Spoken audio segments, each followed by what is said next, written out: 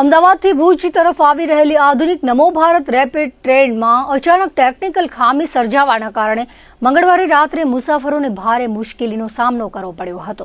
નિર્ધારિત સમયપત્રક અનુસાર આ ટ્રેન રાત્રે ભુજ રેલવે સ્ટેશને પહોંચવાની હતી. જો કે કુકમા સ્ટેશન નજીક પહોંચતા જ ટ્રેનમાં અચાનક કોઈ યાંત્રિક ગરબડ ઊભી થઈ હતી, જેના લીધે ટ્રેનને ત્યાં જ થંભાવી દેવાની ફરજ પડી હતી. મધ્યરાત્રિના 12 વાગ્યા પછી ટ્રેન કુકમા ખાતે જ ઊભી રહી હતી, જેના કારણે તેમાં સવાર સેંકડો પ્રવાસીઓ લાંબા સમય સુધી અધવચ્ચે અટવાઈ પડ્યા હતા. આ અણધારી આકસ્મિક ઘટનાના કારણે રેલવેના અન્ય વાહન વ્યવહાર પર પણ તેની સીધી અસર જોવા મળી હતી. નમો ભારત ટ્રેન વિલંબમાં પડતા બીજી તરફ ભુજથી મુંબઈ તરફ રવાના થતી સયાજીનગરી એક્સપ્રેસ ટ્રેન પણ તેના નિયત સમય કરતા 1 કલાકથી વધુ મોડી ઉપડી હતી.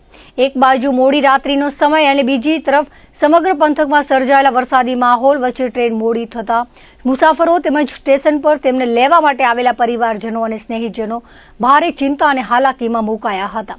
ટ્રેનમાં પ્રાથમિક દ્રષ્ટિએ કોઈ ઇલેક્ટ્રિકલ કે ટેકનિકલ ખામી સર્જાઈ હોવાનું માલુમ પડ્યું હતું. ખામીના કારણે ટ્રેનના દરવાજા લોક થઈ જતા પ્રવાસીઓ લાંબા સમય સુધી અંદર જ કેદ રહ્યા હતા. ત્યારબાદ દરવાજા ખોલવામાં આવતા જ હાશકારો અનુભવીને પ્રવાસીઓ બહાર પ્લેટફોર્મ પર આવી ગયા હતા. રેલવે પ્રશાસન દ્વારા તાત્કાલિક ધોરણે ટેકનિકલ સ્ટાફને કામે લગાડીને આ ક્ષતિ નિવારવાની કામગીરી હાથ ધરવામાં આવી હતી.